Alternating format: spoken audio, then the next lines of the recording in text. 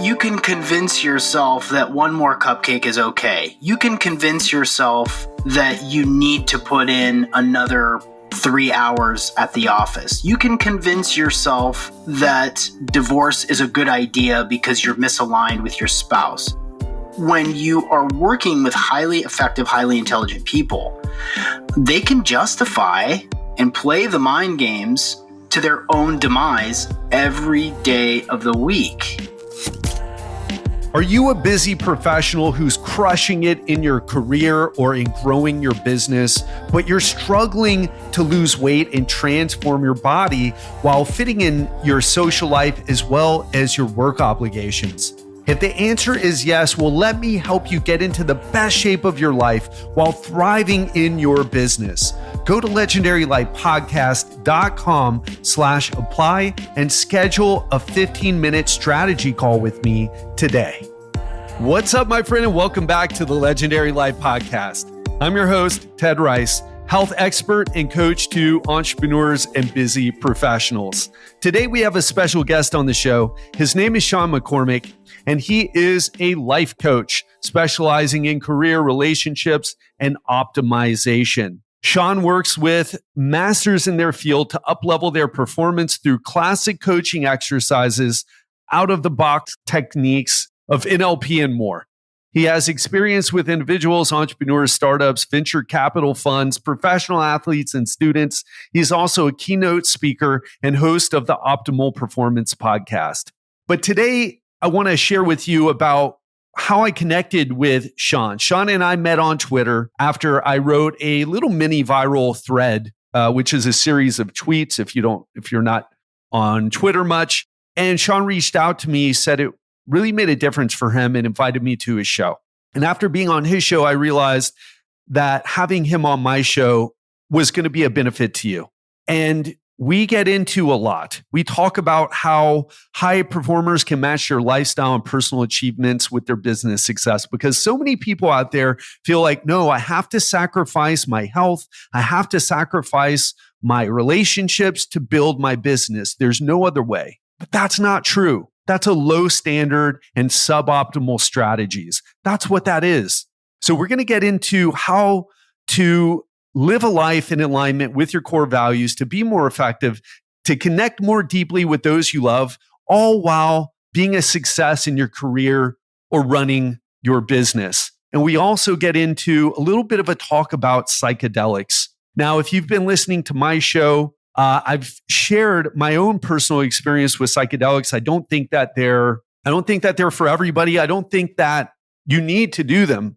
But we do get into a conversation about them. So just to let you know, we get into that as in addition to all the other things that we talk about. And I think it's something worth considering because I've had big changes from using psychedelics, but I've also seen people who haven't had big changes and keep going back to ayahuasca retreats or doing other things. And so we talk about that as well. It's a fascinating conversation. I know you're going to get a lot out of it. So without further ado, Sean McCormick. Sean McCormick, welcome to the Legendary Life Podcast. Thanks for coming on the show today, man. Thank you, Ted. You blew my mind when you were on my podcast that I released just a couple of weeks ago. Your focus and your articulation of these important things. It's a pleasure to be here. I got a lot of respect for you. Thanks so much. And I appreciated you too and learning more about what you do in the coaching space and with psychedelics. And I know we're going to have an interesting conversation. So let's start off like we usually do, right? And how would you describe what you do? Can you talk a little bit about yourself and how you describe what you do? Yeah. So I work with a number of individuals and companies, businesses and startups. My bread and butter is really one-on-one coaching. And I work with executives in the C-suite at startup companies. I work in venture capital, in consulting and advising people. And I do that typically on a one-on-one basis. And I really coach on 4 core pillars. The first one is classic personal development. This is Tony Robbins. This is, reprogramming mental narratives, goal setting, accountability. This is like the really classic sort of personal development content that I've been trained on and certified on. And, now having done this for 6+ years, lots and lots of reps on this, like, who do you want to be? Let's make a plan to go be that person. Right. The second pillar is performance optimization. So with the podcast, the Optimal Performance Podcast that I've done, we've got 395 episodes. I've talked to researchers and authors and scientists from all around the world, and I've learned all of these human optimization techniques, from stress management to deepening your memory and consciousness, to hormones, nutrition, fitness, and really lifestyle design, because that's how I kind of think about personal optimization. What things are you doing to keep your battery charged? So that's a whole can of worms. And then the third category is career optimization. You got to pay the bills. You got to put food in your mouth. You got to find a way to climb that ladder, whatever that means for you. So sometimes I'll help founders and CEOs navigate an exit from their company. I will help 9-to-5ers get paid more for the work that they're already doing. I have lots of techniques and able to do that. So, like, what are you doing now? Is it the right thing for you? And how can we work together so that you can get paid more and work less, which I've become really, really good at.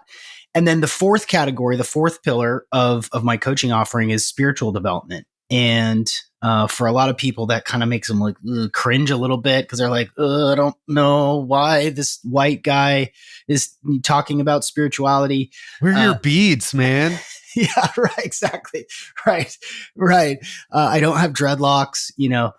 I've been meditating since I was 12. I was born with some intuitive gifts that are part of my coaching offering. I've done 100+ ceremonies in plant medicines. I'm really experienced in expanding consciousness, and the way that ties into spirituality is, regardless of who your higher power is, even if you don't believe in a higher power, you're agnostic, there is a mission, a purpose to your life. And when you connect with that mission, that vision that you have to be of purpose and value in the world, that's a spiritual experience, because you're going to die one day. You're going to be dead. And the time that you spend here on this life can be deepened, can be made more purposeful, more focused, and more pleasurable, with more joy in your life. And to me, that's really where the spirituality comes in. So it's really those four core pillars of what I do and how I do. And I do a bunch of other weird stuff, but that's really the core of the coaching offering.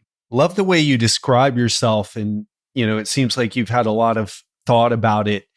I want to step into this gently, right? Because I think that spirituality is such a fascinating place to go. And I think we're in a bit of a spiritual crisis at the moment, with people not really understanding what their purpose is.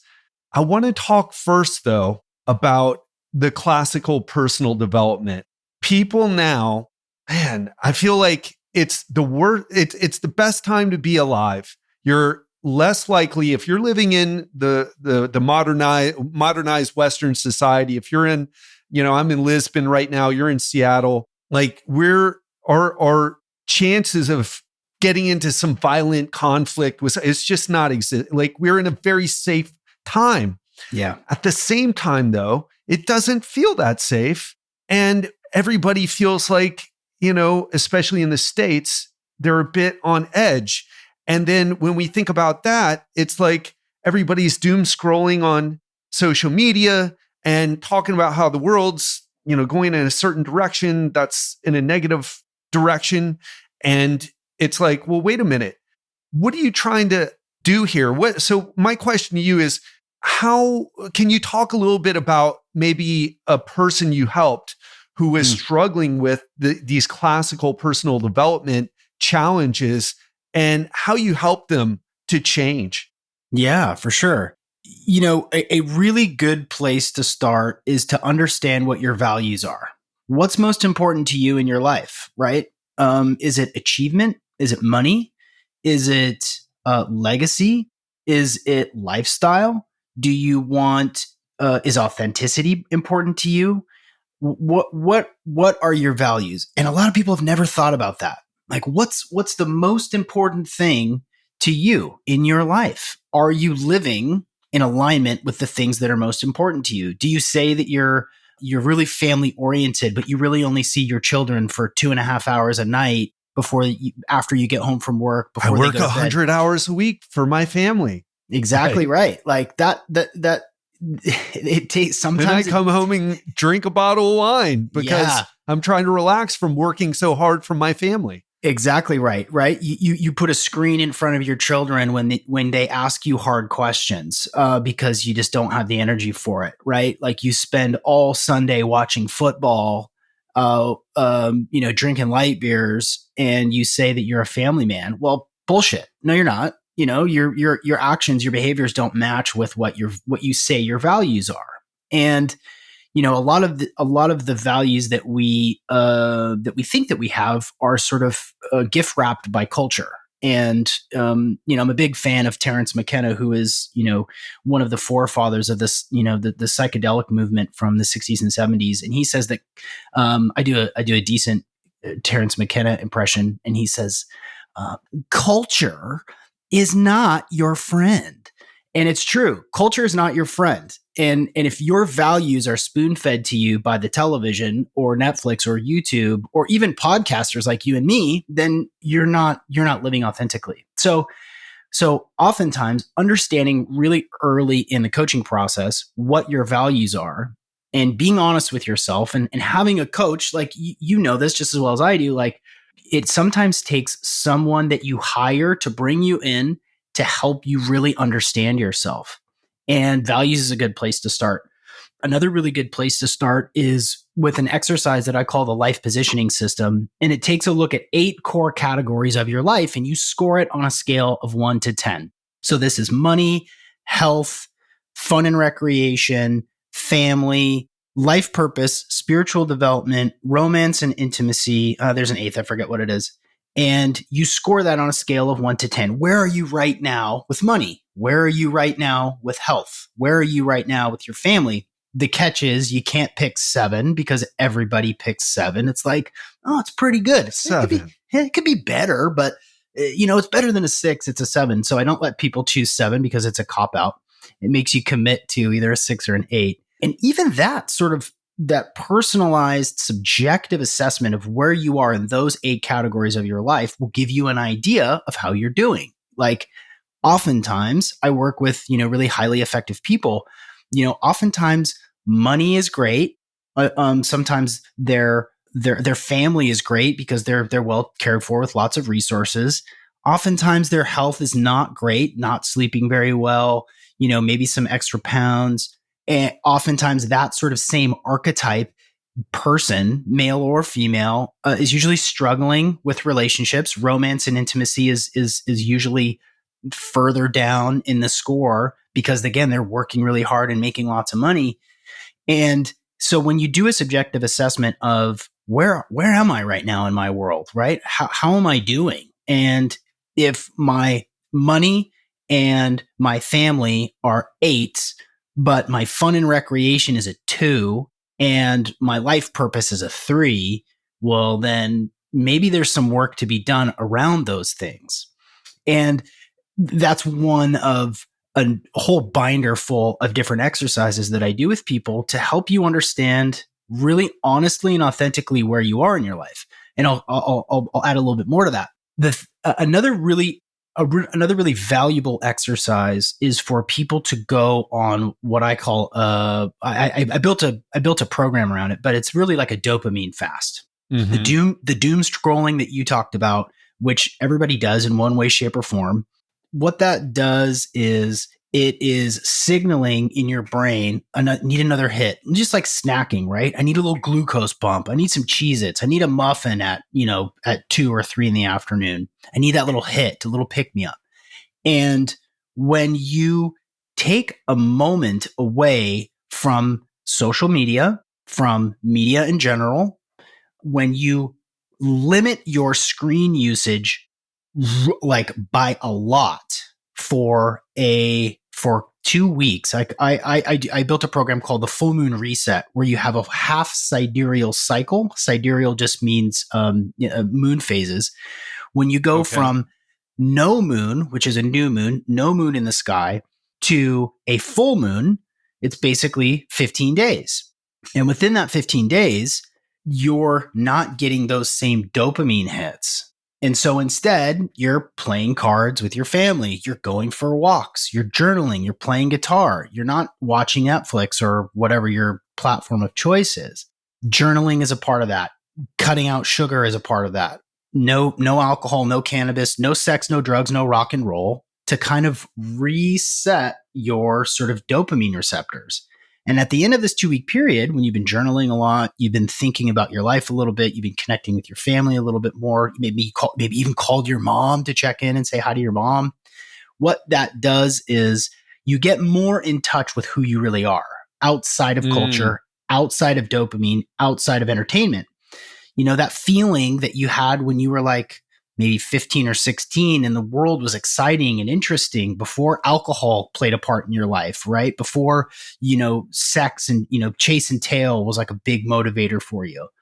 So when you get back in touch with who you were before you, became an adult and bared the burdens of living in the modern day, you really understand what you do like, the music that you like, the activities that you like to do. And after that dopamine fast, then you reintroduce these things consciously. Like, okay, I'm going to reintroduce Instagram. I'm going to reintroduce cannabis. I'm going to reintroduce, whatever. And what that does is it's a conscious choice. You become more conscious of the way that your attention is being pulled away rather than knowing who you are in your true self. So that's just a couple of different techniques that I use for different people to kind of kick off the coaching.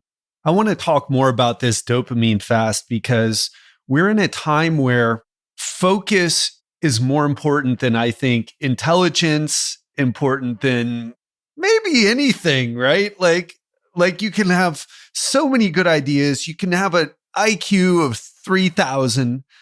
And if you can't focus, you can't be effective.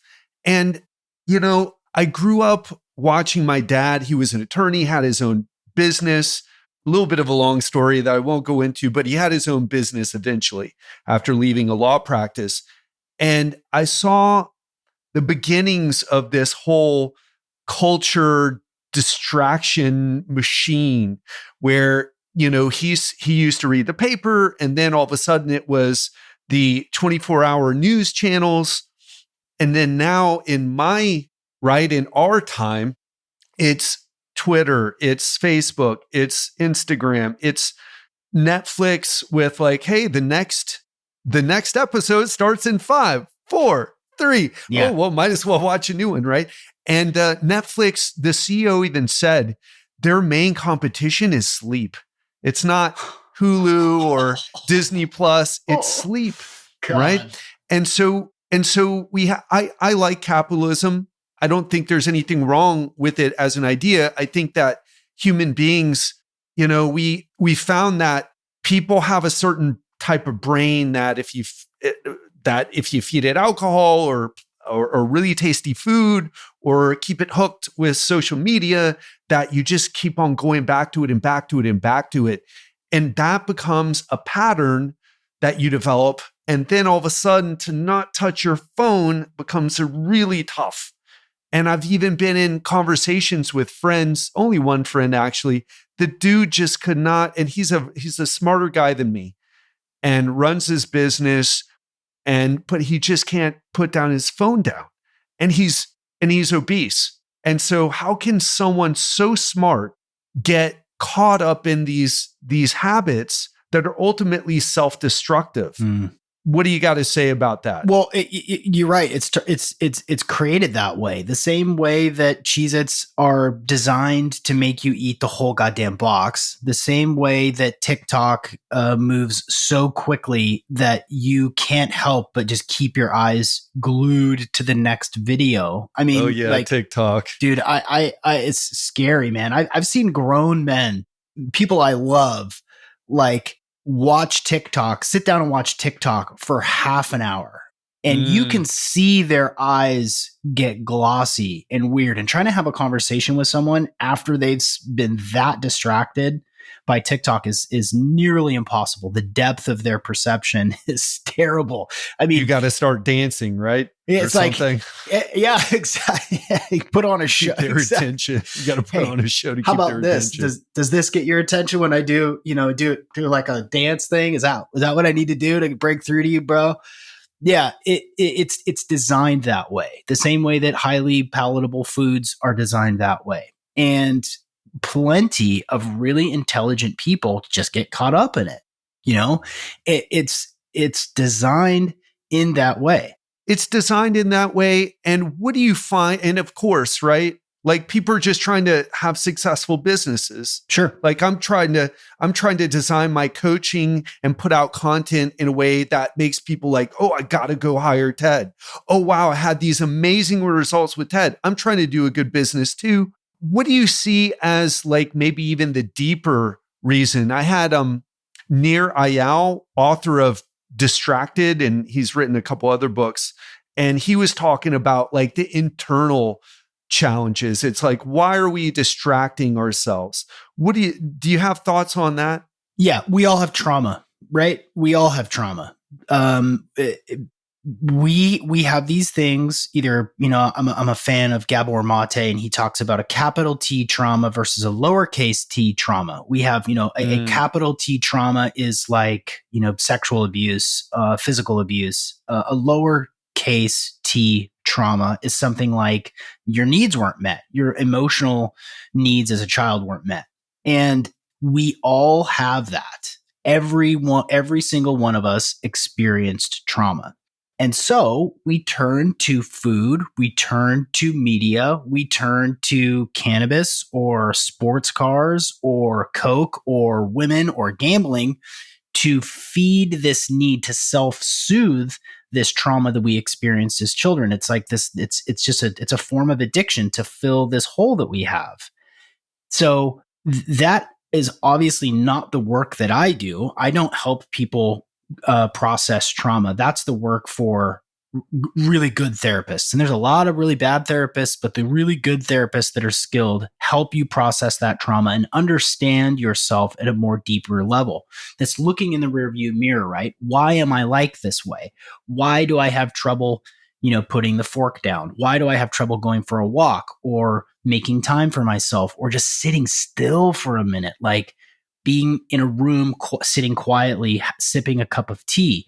Like, why is that so challenging? And that's looking in the rearview mirror to understand why you are the way that you are now. The work that I do takes where you are now and where you want to go forward, the same way that you do. Like you help people transform their physiques so that they can love themselves and be their best. I help people transform their lives so that they can love themselves and be the best versions that they can be to be productive and create value in the world. And so there is, I'm almost 40. I didn't have a cell phone in college, right? And so I assume you're probably pretty close to that. We I'm are 45. Yeah. So you had a pager. You probably had a pager like late college or late high school, early college, and that was like a big deal.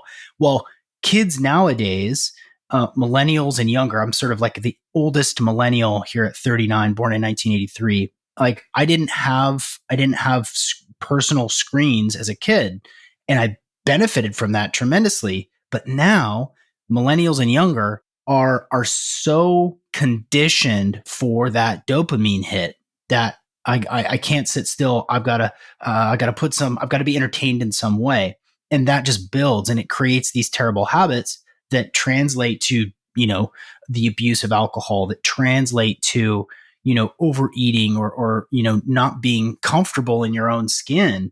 And yeah, I think that it's so damn common. It's the norm that each of us, so many of us, are just so used to being entertained and needing a little hit of something throughout the day just to feel complete. And I've got lots of ideas on how to rewire that and how to be okay with yourself and create better, habits for yourself going forward. Because if you're not working on yourself, you're backsliding. If you're not aiming to get Agreed. better, there's no such thing as homeostasis, right? I mean, as far as our lives, change happens. You're different today, Ted, than you were yesterday. So am I. I have new experiences. I have, I'm in this flow state with you right now having this podcast. I'm in a different place than I was. I'm changing and evolving forward. And what those sort of distraction mechanisms do is they sort of prevent us from doing that work on ourselves that will make our lives better, Yeah, I think that's a really important concept there, to start to become more aware of where you're getting distracted and thinking a little bit about, why that's happening. And also what you said, to work with someone to help, I'm just going to say this, Sean. I mean, like, I feel like I have no hesitation calling myself a world-class coach at what I do. But if I'm honest, the accountability where people have to pay money and we're not cheap, where people have to put skin in the game. Like, for example, my client Trevor went from 17 and a half to like 12% body fat in 2 months. And then he's maintained it for like 6 or 7 months. And he's just killing it right now.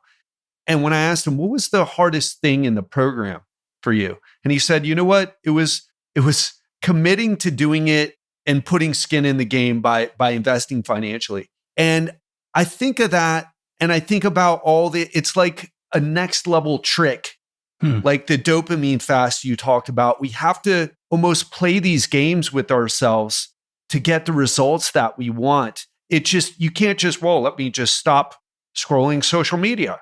Yeah. You can't just use willpower. You have to play psychological games with yourself to make it happen. And while I think coaching can benefit everyone. I'm super biased because not only am I a coach, but I also have coaches, and it's changed my life, changed my business, changed so many things for me. But like, you have to do something. You can't just brute force it. This isn't a matter of discipline. This isn't a matter of those things. Mm-hmm. It's what do you have to say? What do you think it's a matter of? Here's the thing too, is that if you are a really intelligent person, you can convince yourself of anything. Oh yeah, I know. We're right where you're going. Please continue. You can convince yourself that one more cupcake is okay. You can convince yourself that you need to put in another 3 hours at the office. You can convince yourself that divorce is a good idea because you're misaligned with your spouse.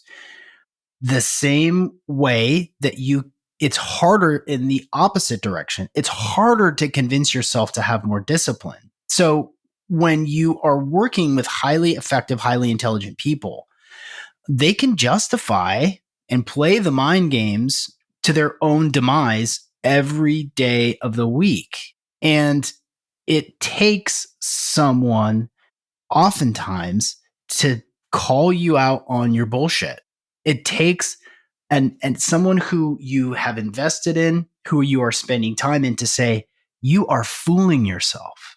You have convinced yourself of this narrative that keeps you looking at TikTok or keeps you looking at Instagram because it's for your business, or keeps the news turned on because you have to be plugged in. You have to know what's going on in the world. You can convince yourself of just about anything, but it's harder to find someone who will say, hey, listen, like, your behaviors are not aligned with what you said that you want out of your life. And that's a hard thing to do. So when people develop these justifications in their mind every single day, oftentimes it's to justify behaviors that they actually don't want. It's to justify a lifestyle which is where they are now versus where they want to go, which is harder work, right? It's harder. It's harder work to go from 17 to 12% body fat.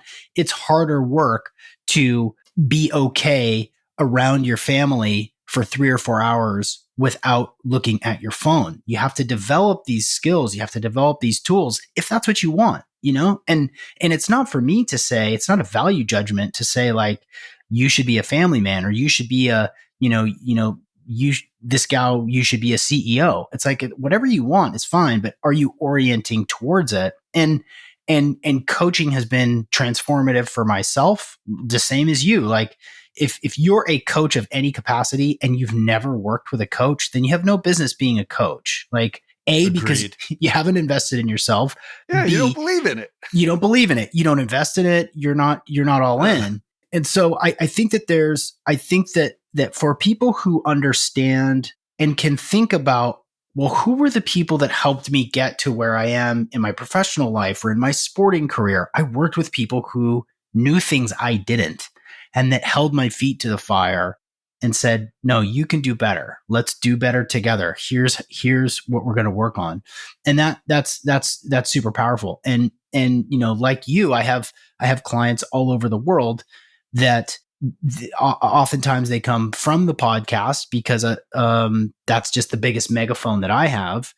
But the people who are serious about changing it, and usually it comes from a place of discomfort, right? It's like, like, I don't want to feel this way in my body, right? I don't want this stress that I'm experiencing at work. I don't want to feel annoyed by my family, right? I want to move. I want to move into a better version of myself where I have some peace and some stillness and some quality in my life. And yeah, coaching is like the fastest track. Yeah, I want to share something here. You talked about therapy and the capital T traumas and the little T traumas and what therapists do. And I've talked about this a lot on the show. I don't know if we had a discussion about this on, we talked about so many things when I was on your show, but my dad died in October of 2020. And I saw a therapist. I actually tried seeing a few different ones to see like who was going to be the right fit for me. And what I ended up finding was the thing that got me to where I am now, feeling great. And, I miss my dad and everything. And sometimes I'll cry, but like, I feel like I'm doing what I need to be doing. And I'm not hung up on the past, was actually the business coaching, my business coach. And not because he said something so deep or said anything about what I was dealing with my dad, but it was just about something you talked about earlier, finding that purpose again. And I feel like sometimes we get caught up in our stories like, no, I had a rough childhood and this happened and that happened. It's like, and that's why I'm not happy. And sometimes I think the reason we're not happy is not because of the story of what happened in the past, but because we're not doing the things that we feel like we need to, like you said, acting in congruence with our values right now. Mm-hmm. And for me, that was game changing. It just got me back in the zone. I felt like, fuck, this is what I really needed. And so to your point, sometimes it's doing the work to deal with the past. I agree with you. I think it's important if someone feels like they need to go there. I find, however, it's like right now is the issue. You're not happy right now. It's not about the past. You're not happy with, in my case, how you look right now. You're not happy with that. Or maybe in your case, Sean, it's like they're not happy with where they are in their career or, acting out of congruence with their values or the other challenges that you help people with. And so I would say if someone's listening right now, like that's where you should go first. Yes. Personally, from my experience, before you're like talking about getting on the chair, talking about what happened when you were 7. You're right. You're totally right. There's this idea that once you can mentally understand something, then you can make the behavioral changes that are incongruent with your new point of view. And the opposite is true. Action is what moves the needle, right? I agree with that. Yeah. What are you doing today, this moment, this afternoon? What are you doing right now in this moment that's going to move the energy toward the direction of the life that you want to have? Like that, then your mind begins to change, right? And there's neurochemical explanations about dopamine receptors and serotonin and other neurotransmitters that really like facilitate that shift in your perception.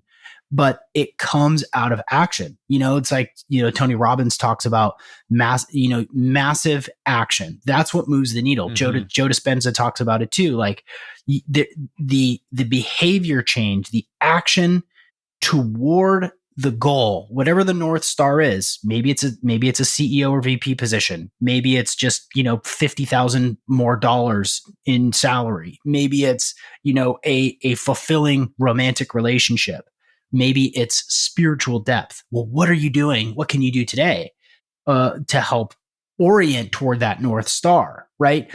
Processing trauma is important, I think, for a lot of people, but be about it. Don't just talk about it. Don't just think about it. Be about it. That's what moves the needle for people. And that's a tough first step, especially if you've been in a rut for a long time. And so many people are in a rut right now. Over the last couple of years, their lives have shifted. They don't go out as much. They don't see their friends as much. They maybe put on the COVID, 15 or 25, because they've been sitting inside and they're not moving enough.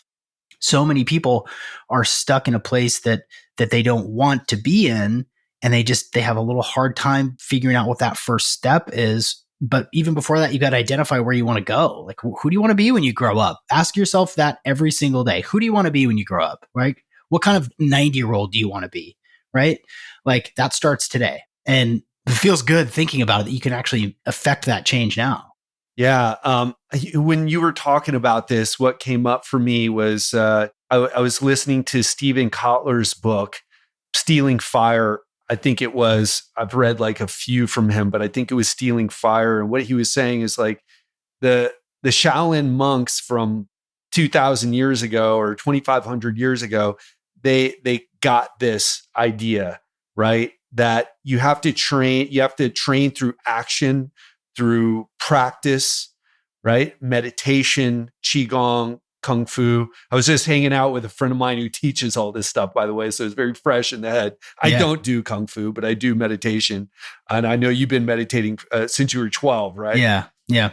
And so like these things shift our state. But I feel like the culture, at least in the US, it's more information, more podcasts, more books. Oh, I read a book a week last year. 52 books. It's like, yeah, but what did you do? Right.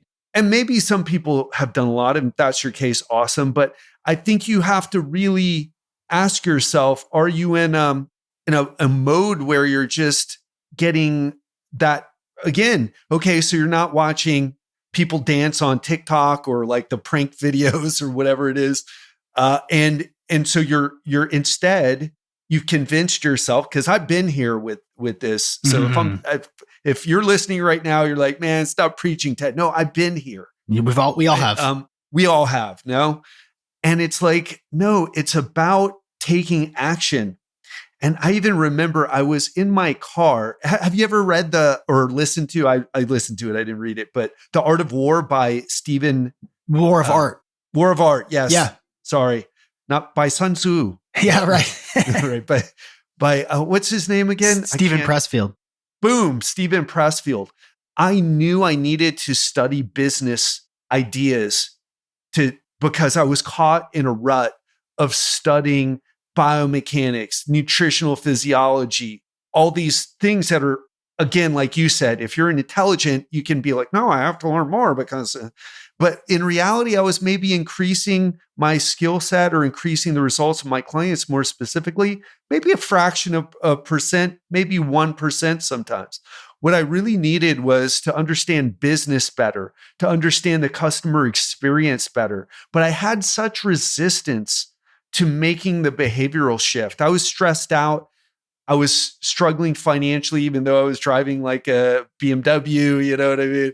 Because I'm like, man, I'm driving up to these $1 million places. I better look like I'm a trainer who works with people who are worth millions, right? And I just listened to The War of Art over and over. And if you haven't listened to it, he basically says, be a professional, sit down and do the work, sit down and do what you need to do. Yeah. right? Stop procrastinating, stop putting it off, just do it. And I listened to that book over and over, and I finally was able to break through. But Yeah. for someone listening right now, like who is in a rut, their career's going well, their relationships are, they're taking care of business with their children because they're so well resourced. What's one thing that you could say to help shift them from learning to actually applying? Oftentimes people who are highly effective like that, it has to be on the schedule, it has to be on their calendar. In order for it to be real, it has to be planned, right? Their whole lives, yours and mine included, Ted, rely on strategic timing and scheduling of the tasks. So yes, it is a good idea. If you want to be more intimate with your spouse, you should schedule sex. You should do it. I mean, it takes away the sizzle and the spontaneity. Well, if it's been like a month and a half since you've been intimate with your spouse, then that's not working. Change it up. Right. Try something there ain't else. No sizzle there anyway, right? You need to start the spark. Totally. And if you put that on the calendar and you tell him or her like, hey, next Tuesday night, after the kids go to bed, or I'll come home early, or whatever, that's exciting. It's something to look forward to. It's scheduled. It's like, we're going to do this. You have something that you are now orienting around, which you're looking forward to. If it's been a month and a half, shit, if it's been 6 months and it's a major issue for you, it's going to be weird at first. It's going to be uncomfortable. You're going to have to relearn your partner's body and their places to be turned on and how to create that sizzle. But it has to be, if it's not working, put it on the calendar. So that would be the first thing that I would say is schedule meditation, schedule sex, schedule exercise, schedule walks without your phone. If that's the only way that you can be actionable about these things that are going to improve your life, then you have to schedule it. Now, if you take that one or two steps further and you say, okay, well, I want to schedule something bigger, right? I want to schedule a vacation. I need to like change the way that I'm thinking. I need to expand my consciousness. Schedule some sort of psychedelic ceremonies, schedule some sort of plant medicine, do the research that will help you stay targeted on this thing. You like that segue, don't you? I like how you went there. Yeah. You're like schedule sex, schedule exercise, schedule an ayahuasca retreat, just put it on the schedule. Yeah. We can go there. I want to, speaking of all this, I wanted to first of all, brilliant advice. Schedule it. Mm-hmm. If it's hard I don't schedule my workouts because I have to stop myself from working out. But I got to schedule the things that I need to do that, like you said, if it's not working, it needs to be scheduled. And after I did that, man, it just works. And obviously that's why everybody lives by their schedule, and what gets scheduled gets done. But let's talk about. Well, let me share. Let me share a tool real quick, because this I've seen this work 1,000. That's exaggerating. 70 times. If you are having trouble being effective, if you are having trouble doing the things that that you want to do or that are important to you, there's a technique called the 6-item to-do list. And this has transformed companies before. This has transformed personal optimization and effectiveness. What you do is, before you close out your workday, the night before, you sit down and you put a list of 6 things in order of importance, 1 through 6, as on your to-do list. For some people, it's check email. For other people, it's finish this presentation or whatever. When you stack those 6 things in order of importance the night before, it creates a bookend to your workday. It's like, okay, I'm ready for the next day. I know exactly what I'm going to focus on when it's time for me to be effective. I can be done. I can have dinner with my family. I can do whatever. Then the next day, when you start and you have the time to focus, you know exactly what to work on. You don't move from number 1 to number 2 until number 1 is complete. Number 1 is the most important thing. It needs to be finished. And then you can move to number 2. And then you can move to number 3. Sometimes number 1 or number 2 take a couple of days to do. That's fine. That's the most important thing. Focus on that thing until it's done. If exercise is really important to you, or you know that it's going to be beneficial to you, schedule that in one of the 6 one of the 6 items and put it toward the top of the list. And then at the end of the day, at the end of the workday, reorganize that 1 through 6 and start at number 1 and don't move on until the previous one is finished. And what you'll find is there are 4 or 5, things that are consistently at like number 4 and number 5. They stay there for weeks. Like, I never really got to this thing. Well, then it's obviously not important to you, right? It's for me, it's been a really effective tool for my clients to have a structure for how they go about their workday, especially if you work from home and you're 20 feet away from the fridge and you're 20 feet away from the liquor cabinet and 10 feet away from the television. When you create that level of structure for yourself with the most important things at the top, it just makes you more effective. There's more on that, but I figured I'd throw that one in there. Yeah, no, that's a great one. That's a great one. So that write down the 6 things that you need to get done the next day. Do that. See the patterns that emerge over time. Yeah. Yeah. And even if one of those 4 or 5, right, that you don't get to, it's like exercise, for example, and you're gaining weight. It's like maybe that's something that it's not important enough to you in a way, but it's also like totally critical in another way. So maybe seek out some help about it. I like that. Let's shift to psychedelics, right? They're a powerful tool.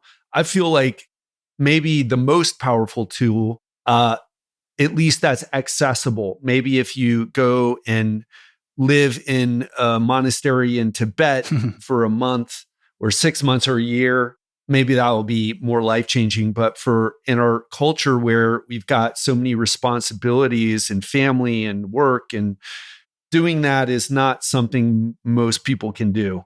I also think I've also seen people who've done it over and over and over and their life doesn't change at all. Right. They're like, oh my God, I know the secrets of the universe. And oh God, I'm back to schedule. Oh man, my life is so stressful. It's like, wait a minute, you just went. I talked to these people. They went to their 2 retreats at the place that I went to. I had a life-changing experience there. But then I met other people and they're like back again. Yeah.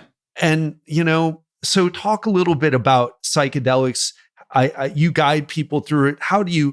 What are the things that people need to know? What are the things that people need to watch out for? And how do you get the most out of it? That was like 8 questions, I know, but just take it away, Sean. So I'll be talking for the next hour and a half on all of those. You've got to have a why, right? It starts with a reason. What's the reason, right? What is the reason? Is it addiction? Is it you just feel spiritually empty and, deep mission and purpose and meaning in your life is missing? What is the reason? What are you after? What is important to you enough that you're going to commit to perturb your consciousness in a way that is going to be impactful? So that's the most important thing. To the point of the sort of repeat recreational sort of retreat goer is just like anything. You go and you show up for the light show. It's cool. It's trippy. You meet interesting people. You feel deeply spiritual, but then you go back to your life that was the same as when you left it, the same triggers, the same pitfalls, the same relationships. And you just revert back to where you were before you went to Costa Rica or Peru or whatever. And what's missing in that is something that I do, which is integration, right? It's what did you learn? Okay. What impressions did you get? What do you know about yourself now that you didn't know before? Okay. Is this important enough for you to make some changes in your life to extend this sense of self? Did you get your ass kicked in a yurt in Peru, learn all this stuff, and then go back home and not activate on any of it? What good is a spiritual awakening if you don't do anything with it? Right? You're just partying, right? You're just going for this cool experience that was weird and fun and interesting as a vacation. Makes for a great cocktail story. It does. It absolutely does. It is, right? Like, oh man, then I saw this thing, and then this gal over here, man, she went wild. Like, it's cool and interesting, but you may be drawn back to doing that work as a form of entertainment rather than a form of self work and spiritual growth. So, going back to, the earlier part of our conversation where if you are in the need of a major change in your life, psychedelics are the fastest way to do that. You could go do a 10-day silent Vipassana retreat, which would also be massively transformational, not speaking for 10 straight days or making eye contact with anyone and sitting for 7-8 hours a day in meditation. That's gonna shift your perception and your perception of self. Similarly, a heavy dose of DMT in your living room in a 15-minute round trip out through past the veil of the universe and back in 15 minutes, and then trying to figure out what you just saw, that will also change your consciousness. That will shift your perception. There are lots of different, obviously there's lots of different compounds that people kind of turn to, for folks who are lacking intimacy, who maybe don't love themselves very much, or who are kind of closed off personally and professionally. MDMA is a good choice. Right. And for a lot of people, it's a great first choice to open up, from a spiritual perspective, opens up your heart center, right? It expands you remember again what love feels like, what fascination looks like, what tenderness and joy and peace there you can have in this human experience. So for a lot of people, many of these Maybe things, the ayahuasca puking in the blue bucket like I did in Costa Rica. Yeah, maybe MDMA. Yeah. Might be a better first experience. Yeah, it very well might be more appropriate for you to expand your heart a little bit and be, feel love in a new way. Obviously, there's tons of research happening. I mean, I'm actually heading to Wonderland. Microdose is putting on a conference in Miami in November, and I'll be heading to Wonderland to do, I'm like doing some content support. And attending there. There's a ton of research happening. There's a ton of publicly traded psychedelic companies using different compounds to help people. Ketamine has been also really effective. There's lots of ketamine companies that are working with people who have severe depression. What ketamine is it's a dissociative. So if you are just in the muck, right? You are in the muck, you are in the doldrums, you can't get out, disconnecting from that can be a transformative way to really change your mind, to really change the way that your brain works. So ketamine is really effective for depression. MDMA has been used, for anxiety, for PTSD, sort of PTSD, massive, right? Obviously psilocybin, which is now becoming decriminalized in more and more places. I mean, you're in Portugal right now where all bets are off and all drugs are essentially legal. The tides are shifting. I'm high right now. I'm kidding. I'm not doing anything. Oh, you're hiding it really well. The way that we look at mental health is going to continue to shift and turn to psychedelics and these compounds to help people move through themselves rather than Zoloft or Valium or these other sort of SSRIs and psychotropics that the studies say are not quite as good as sunlight, fish oil, and a hug. Like those are nearly as effective as these prescription drugs. Obviously, psilocybin is effective for anxiety and depression. It improves neuroplasticity, so you're actually building your brain when you're on these.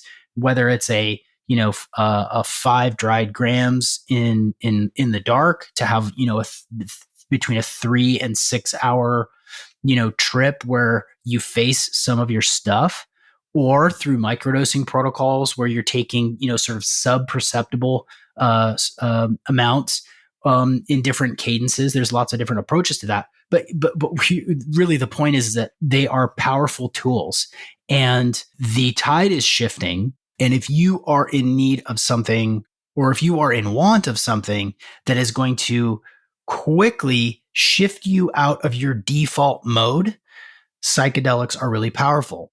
So is meditation. So is float tanks. I opened float tank centers in 2012 in the Seattle area, and an edible in a float tank is also a really powerful way to totally change your perception. You mean like a THC edible? Yeah. Gotcha. And You don't have to. The best way, you can go to flotationlocations.com to find the nearest float tank near you. And it's a global aggregator resource where you can find float tank centers. If you are really in need of just a different experience, fast for a day and then go exercise and then go get in a float tank, and you're going to learn a whole bunch of interesting things. I like natural. I like I like legal ways for people to change their mind. But then there are lots of other opportunities within psychedelics. It just depends on kind of what you're after. Yeah, I want to chime in there a few. So I'm with you on that, and I believe in the power of psychedelics, and I also believe how you do it with and who you do it with. It's really important as well. And I've had a lot of trauma, or what people would call trauma. I kind of look at it differently these days, but they helped a lot, especially when I went on the antidepressants and all of a sudden I felt weird and I had some sexual side effects. I couldn't have an orgasm, even, it was just without going into the full trauma. I had side effects that were not pleasant at all. I felt super weird. Oh, actually the real side effect, now that I'm remembering, which is common, is I started thinking, I started having some, what you might call mini suicidal ideation. I was like, yeah, what if I was dead? What if I, it's not really my thing. My sister committed suicide, but it's not really my thing, but I started thinking that way. And this was in my 20s too, where, my sister was still alive then. And I had thought in other ways, I was self-destructive in other ways, but that was just not something that entered my realm of thought ever. And I started thinking that way, and it was weird, and I stopped. And I've had a lot of psychedelic experiences. Most of them were like with my friends when I was 16, 17, 18, more recently in ceremonial or intentional experiences, but they're powerful. And what we'll see, like you mentioned, Sean, is we're seeing a shift where these things are going to be used more and more in particular circumstances, and they just get results if they're used properly. Yeah. But like you said, you don't need to go there. You can, because I've talked to some of my clients and I've shared my ayahuasca experience here on the podcast, and people are just like, whoa, that was wild. I cried a lot. It was crazy. But people were also telling me, that was too wild for me. Mm-hmm. I'm really interested in microdosing. I was actually, obviously joking. I'm high on caffeine today. Yeah, me too. Truthfully, but I haven't taken anything else. But I do want to experiment with more microdosing. We're kind of at an hour right now, but I would love to talk more about this with you and maybe have you come back on and talk about some of the microdosing. Yeah. I'm personally fascinated with it, and I want to give it more of a try, but I'm new to that. Yeah. I'm coming from from that party scene into like, okay, how can I use this to become a better person, achieve my goals, become more creative, etc. We should pick up where we left off on round 2, and we can start there and talk about what it is, how it's done, what it's used for, how it changes your perception. I'll just sort of tease our part 2 episode by saying that the research shows that when you engage with psilocybin, when you take psilocybin, it literally changes your brain, right? You get better, you create new connections in those little synapses. Your brain gets better, like measurably. They show scans of people who are not on psychedelics, and they show scans of people who are on psilocybin, and there's more lighting up. Like your brain lights up in all of these incredible ways. Anxiety, depression, sleep, creativity, focus, all of these things, even specifically with microdosing, are possible and really common with people. There's a right way to do it. There's a wrong way to do it. There's lots of different. There's a couple of different rhythms and cadences and schedules on how to do it, how much to take, when to take it. So there's a lot of little details to unpack. But yeah, I'd love to come back and share more detail, because this we're at the beginning of this. In 5 or 10 years, it's going to be incredibly common.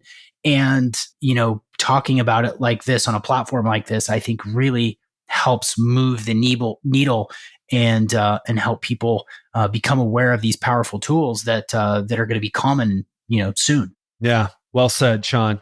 Well, listen, I hope you're listening right now and enjoyed the conversation today. It's a little bit different, but we want to, part of health, I believe, is personal development and achieving things outside of just exercise and diet. So it's been a pleasure to have you on, Sean. If you're interested in learning more about Sean, make sure you go to his website, SeanMcCormick.com. That's SeanMcCormick.com. And I'll have that link in the show notes. You can also look up Optimal Performance Podcast on wherever you listen to podcasts with Sean McCormick. It'll come up with the green logo with Sean's wild face and perfect hair. So you'll see that, the Optimal Performance Podcast with Sean McCormick. Sean, thanks so much for coming on, man. I didn't know exactly how this was going to go, but I knew it was going to be good. It was so much fun. Oh, it's a pleasure. I just wanted to tell for the listeners, I always offer a free 30 to 45 minute coaching strategy session. If you heard this and you like where I'm going with this and you think, man, I think maybe Sean might be able to really help me, I offer it for free. You can book that on the website. But Ted, I love what you do. I'm constantly learning from you on the various platforms. And so pleasure to be here. And I'm excited to come back and dive deeper. Will do. Let's do it again soon. Are you a busy professional who's crushing it in your career or in growing your business, but you're struggling to lose weight and transform your body while fitting in your social life as well as your work obligations? If the answer is yes, well, let me help you get into the best shape of your life while thriving in your business. Go to legendarylifepodcast.com/apply and schedule a 15-minute strategy call with me today. That's it for today, my friend. I hope you had a great time listening to my conversation with Sean. I hope you learned a lot.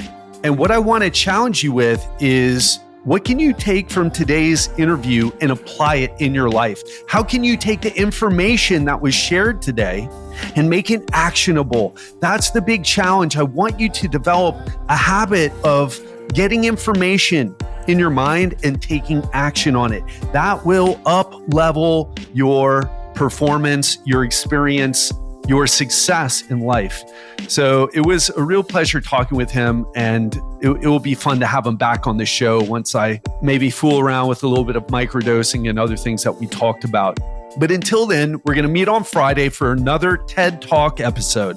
And this time, I'm going to talk about the number one key to weight loss success. And no, it's not going to be eat protein or get your steps in or do this workout. It's going to be about something completely different. So if you want to know what actually is behind the success of people who lose weight and keep it off, you're going to want to tune in on Friday. Have an amazing week, and I'll speak to you then.